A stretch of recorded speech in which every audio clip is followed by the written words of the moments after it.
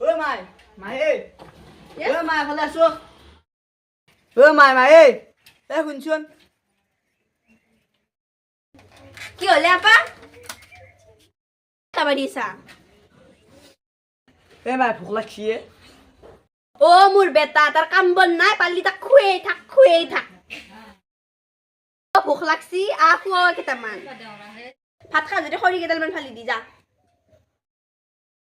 কি চাই আছা মাই মই নৰুৱে খৰি ফেলবে ৰাতিপুৱাই ওলাই যায় কত মৰি থাকা জীৱনৰ লক্ষ্য ঠিক কৰি লোৱা কৰি আছো টেনচন নলবা মাহত ভাল এটা ৰিজাল্ট পাই যাবা পঢ়া শুনা নকলি কাম কাজো নাই বাপেৰে হোটেলত বহি বহি খাই